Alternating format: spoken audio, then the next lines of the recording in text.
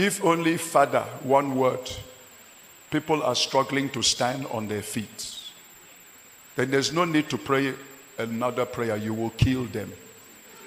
When you have not eaten food for 9 days and 9 nights, you don't pray long prayer. Father. So I have to wait for him to come from the land of the spirits. And when he came back, he said he have never experienced that before. That he has given us what God said he should give us. That's the cost of 2 brand new cars, 5,000 and 5,000. But from the joy of his heart, he's adding another 5,000. And then I escorted him to his car. And as he was about to enter, he came back out and said, the Lord also said, I should buy you your own car. What brand of car do you need? And I told him. And I came back to my house and I told my wife, and praise and worship.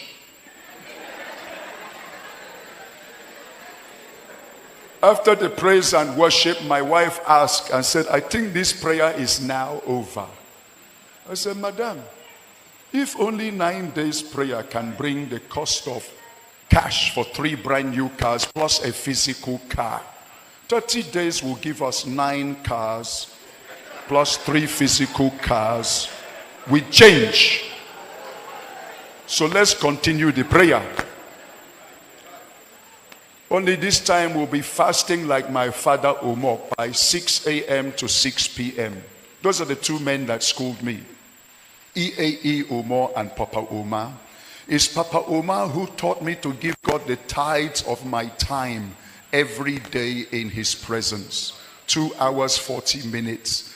Just round it up at 3 hours every day where you separate from men. That if you can give God the tithe of your time, God will give you his time. His time is the eternal realm. That's when you now start to have heaven encounters, God encounters, angelic encounters. My father, Papa Omar, gives God double tithes. That's 6 hours every day. He wakes up by 5 a.m. and doesn't come out till 11 a.m. to say good morning to anybody. I visited Omar 2 years ago. Omar asked me, Theo, are you still fasting and praying? That I, your father, I am 80 years of age. I fast 240 days every year. Any day I stop, the power in my life will stop. Sir, God doesn't have any free power for any human being. If you cannot tarry and pay the price, God doesn't dash power to anyone. Selah.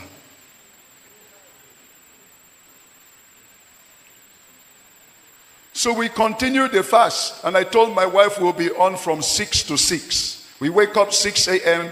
and pray 6 hours to 12 noon, then we can eat as we like. My wife said it is good. We continue the prayer. On the 18th day of the prayer, I live by the Calabar River. My father's house, that's my compound where I stay. It was the former headquarters of Ogboni. My father was the former national president of Ogboni.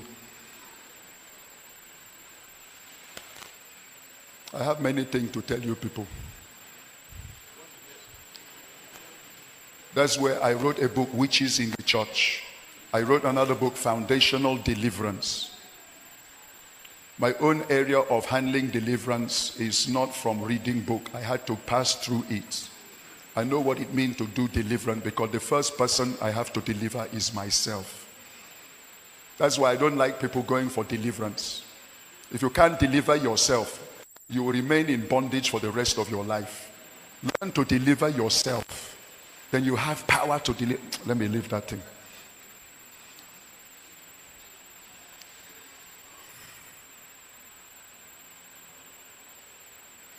On the 18th day, a ship tanker ship.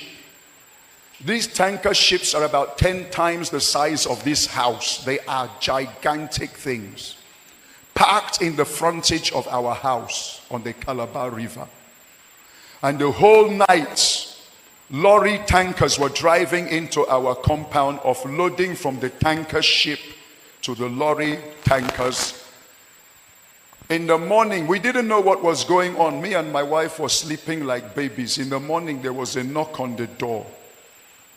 The captain of the ship tanker said, I hear you are a pastor and you are the owner of this property.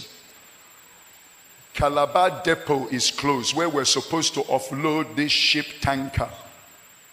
So we offloaded in your house the whole night.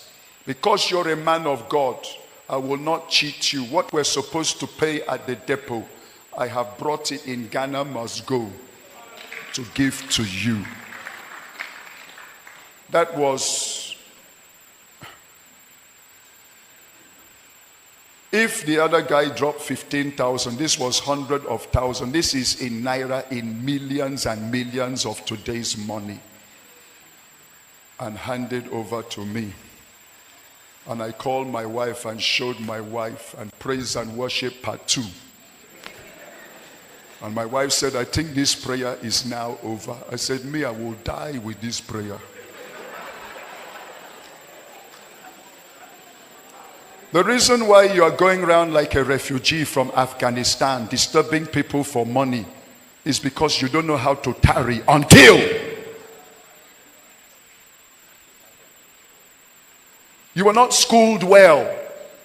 The Christianity you came into was a Christianity that you never met Papa Omo. Who called you? So your own Christianity you don't know how to withstand pressure. Any small thing, you go around disturbing people up and down. So you have to tarry until. The first church I pastored in Calabar was a Tinyan Abasi. By that time, I just came from London to Nigeria. I spent all my first years in United Kingdom. It was actually my first 20 years of my life I spent in UK. And at the age of 20, God called me and said, leave your motherland, come to your fatherland for the healing and deliverance of your people. That was how I left London and came to Calabar, Nigeria. I've never been to Nigeria before. I don't know the culture, I don't know the food. I've never eaten gari before, not to talk of draw soup.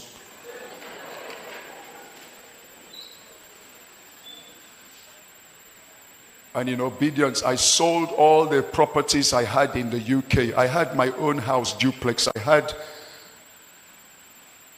my own car, Triumph Herald 250. I had a Kawasaki motorcycle. I had a 10-gear racer bicycle. I sold everything and came to a place I don't know in obedience. When I came, I said, let me go and study law, because my father was the leading lawyer in the whole of the southeast of Nigeria. He was the man who wrote the Constitution of Nigeria with Rotimi Williams. So he had the largest law chambers in Calabar, and I wanted to take over his law chambers. So I went to University of Calabar to study law. And God said, I didn't call you to be a lawyer. I called you to be a deliverer. Go to Assemblies of God Bible College, Uyo. I don't argue. The next day I've left law and went to Bible college. And that was when they sent me to my first assignment as an assistant pastor of a church of 800 under the Reverend F.C.M. Ogbuji. And Papa Ogbuji said to me, Theo, I am doing my master's degree in Umoya. I will not be coming back to Calabar until month ending for account. You're the one to handle the church. All the Sunday service, you are the one to preach. All the Bible class is in your hand. All the preparatory class, Sunday school, inquirers for new beginners, you're in charge. Who am I? Johnny just come. Only born again few years. Just landing in a strange land. That time, you will not hear me talking. If I talk that time, I speak through my nose, you know. I speak like a proper Englishman, you know. So as I was pastoring that church, within 3 months, a church of 800 reduced to 700, reduced to 600, reduced to 500. And the senior pastor called for a round table discussion as to why is this church scattering. Everybody should open up their heart and speak the truth. The first person to raise the hand was the choir mistress. Say, Reverend, we will not hide it from you. The reason this church is scattering, this small boy you sent to us, he's an empty container. He's a square peg in a round hole. We don't even understand him. We should carry him anywhere and throw him. Give us somebody that can fit us. Do you know what it means to have sold all your property in UK? Turn your back on everything to come to the people that God says I have called you to, and they reject you.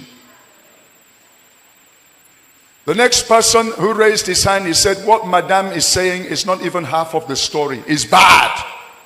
My senior pastor stood up and closed the meeting. The worst was on that day, my mother visited me from London. She was sitting on the front row crying tears for her son that was rejected. I ran to my small room.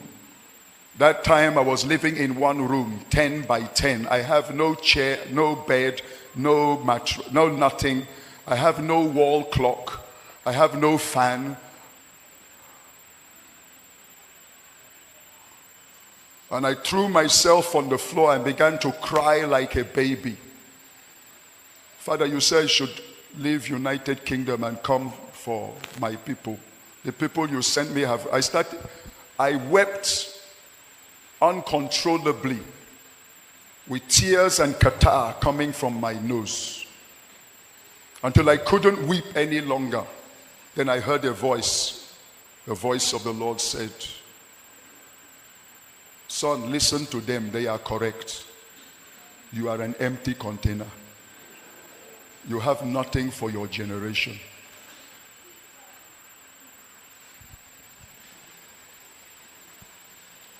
That's why I brought you here. I disconnected you to connect you to me. So now go and tarry. Go and lock yourself for the next 40 days. Do not come out to look at any man's face. 30 days. The only time you're allowed to come out from your house is if your senior pastor calls you. You attend to him, come back. Forget about food for the next 30 days.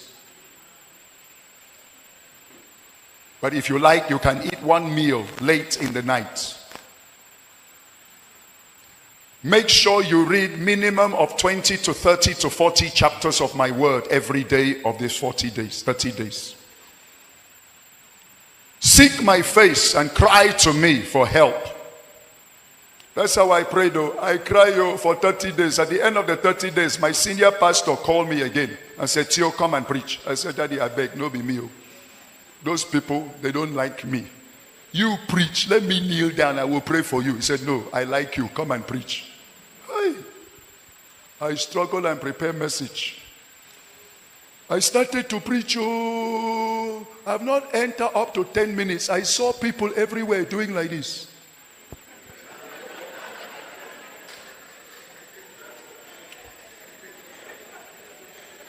When only 10 minutes preaching, half of your congregation are sleeping. There's no need to go to point number 3, point number 4. You will kill everyone. I concluded the message and handed over to my senior pastor and ran back to my small room and threw myself. I said, God, you said I should tarry until I've been here tarrying for 30 days and it's getting worse.